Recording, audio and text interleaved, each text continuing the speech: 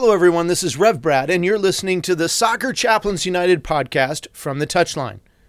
A few weeks ago, fellow podcasters and friends Chad Carlson of Hope College and Brian Bolt with Calvin University asked the imaginative question, would Jesus play soccer? In the podcast Sport.Faith.Life, which I've linked to in the podcast notes, they've begun this new series where they're reflecting on the aspects and virtues of different sports and asking the question whether Jesus would play them or not. The first sport? It's fitting. Soccer, football, as it's better known around the world. Well, today I'm going to reflect on their reflections and offer a few of my own as to whether or not Jesus would have played soccer back in the day. I'll be right back to dive into this fun topic right after this. He's found the space and he's found the back of the net. Just a little off foot, thinking he's going to go far post. Not strong enough with his right hand. Whips that one in. Far post, almost made him ends, and they have. He has the hat-trick. The second in his career. The third of the night. The hat-trick hero. Talked about you're not going to be able to sustain that kind of pressure. To the corner. Goes towards the near post. And you're the angle, and what a goal! What a goal! So let me just begin by saying that I believe if Jesus were to participate in any sport, from what we see about his life and ministry, it would most likely have been surfing, based on the account of him walking on the water that we read about in Mark 6 and John 6 as well. Now, some might argue that it might be boating or fishing, but we either see Jesus sleeping in a boat or he's asking someone else to fish, but I digress. Let's talk about Jesus and footy. So out of the gate, I like Chad Carlson's first explanation of why Jesus would play soccer. His reasoning? He says, in soccer, time counts up, and with stoppage time, you never know quite how much time you have left until the game is over. How theological. Just a quick comment here. Yes, depending on your eschatology, which is a fancy word for the theological study of what happens at the end of life, at the end of time, soccer does wonderfully mimic much of Christian belief around the end of time. We know that the game comes to an end at some point. As Christians, we believe that time, as we know it, will eventually come to an end. Heaven and earth will pass away. A new creation, a new thing will happen. As people of faith, though, we don't know exactly when this will happen, much like the end of a football game, a soccer game. But we do know that God the Father has appointed a time. In other words, much like the referee in the middle of the pitch knows how much time is left on the clock, so too, God is keeping time, and he knows when the final whistle will blow. Now, there are variations of eschatological thought. We can even see some of this mimicked in the game. For a game that goes into extra time, we can see a shorter span of time, and that time divided in half even. Well, I don't think Chad went as deep as into the theological parallels here, but there are many. Closely tied in, Brian Bolt also commented, his first comment, on time and the fact that it continually runs. In soccer, time continually flows and action is ongoing. Like life, there are very few built-in stops. That was Brian's sort of comment for his first reason why Jesus would play soccer. Brian's observation is one of the things I like most about the sport of soccer. The clock is always running. As opposed to other sports where time keeps stopping or on certain plays or with certain rules, or even in other sports where there is no clock, it's here that I think soccer closely mimics life. We make comments all the time about how the clock is ticking, quote unquote. We might say this in reference to our age, to our bodies, or to other aspects of life, but we see this movement in life and in our world. Time continuously runs, or we might add the old cliche, time waits for no one. So let's move quickly on. Brian's second reason for why Jesus would play soccer, a bit of a stretch for me.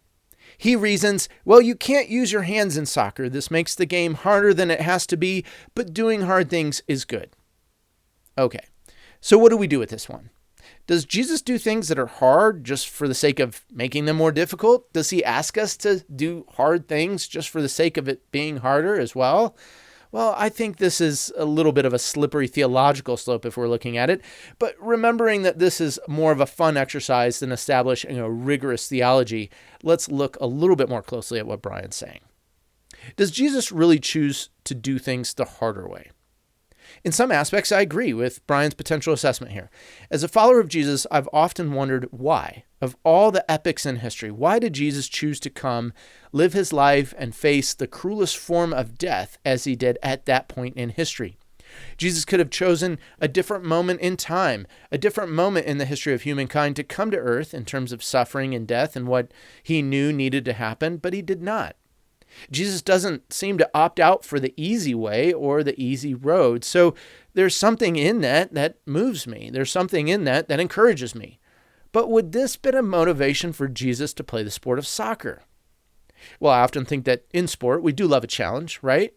But part of the beauty of sport is that it transports us to a time and place where some of the typical things of earth are suspended. We do find joy in the challenge. So maybe as I talk this out a bit more, I can see where Brian's going and I can kind of align myself. But, I do believe soccer to be one of the more difficult sports because foot-eye coordination is so different and perhaps I would say more difficult in some of the moves from hand-eye coordination. And just even consider what goes into a header goal off a corner kick, the timing, the coordination. There's a certain level of difficulty that is quite difficult to match or even assess across other sports. So maybe Brian's winning me over a bit on this one. And I haven't even mentioned things like a bicycle kick or scissors kick, that the way that you have to, the ball just has to be in the right position and only the elite and best athletes can really pull these things off.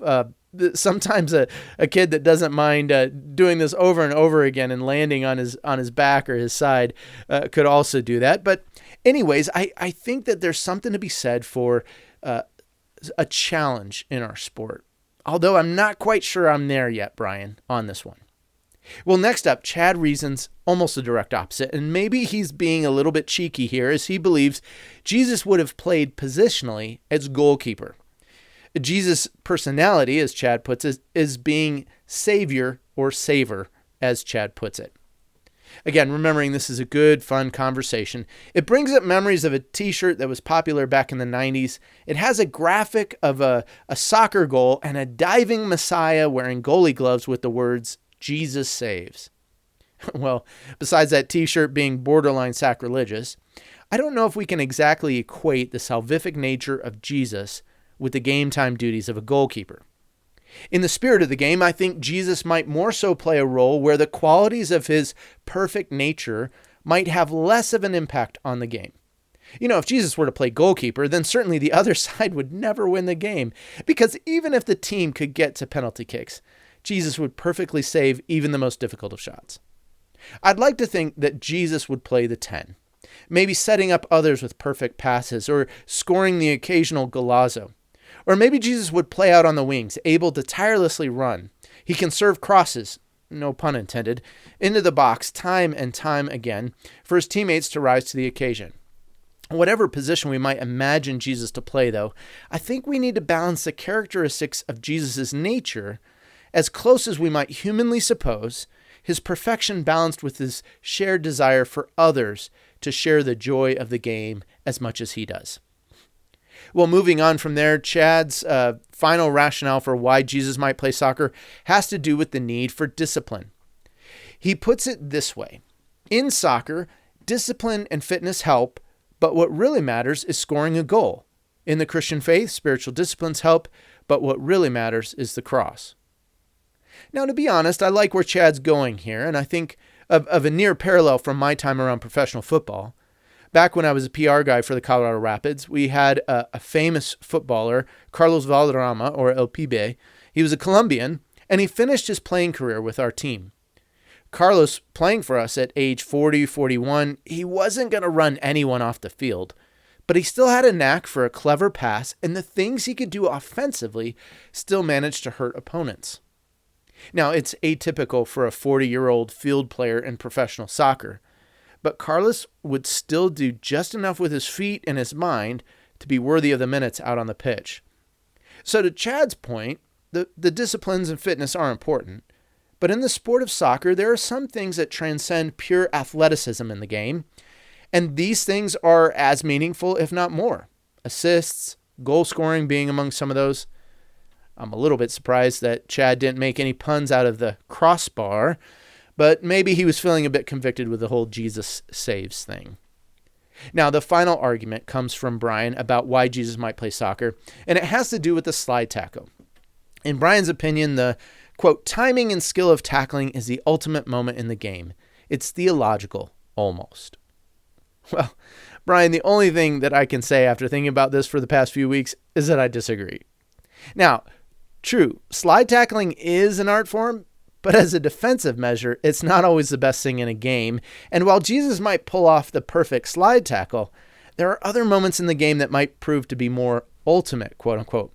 Again, I think bicycle kick goal, scissor kick goal, or a goal scored off a free kick or corner kick, also known as an Olympico, tend to be more pivotal moments in my mind. Even the glancing header for a goal, something that defenders can often do, requires a coordination and timing that are difficult to master.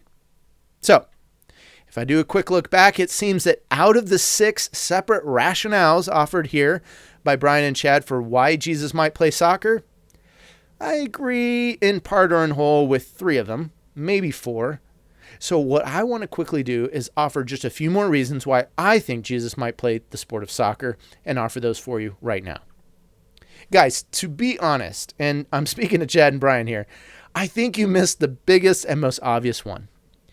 Jesus would have played soccer because it's a team sport. Jesus himself has invited us into the shared task of being part of his team, of being identified with him. Look at even his selection of the disciples. He had 11. And yes, I'm excluding Judas because he was a traitor. I often joke with a friend of mine, what formation would you most like to see played in heaven? His reply is a 4-4-2 with Jesus in goal. But I see Jesus more on the sidelines from the fact that he ascended into heaven and he's left us with the task of the match, quote unquote, to be played.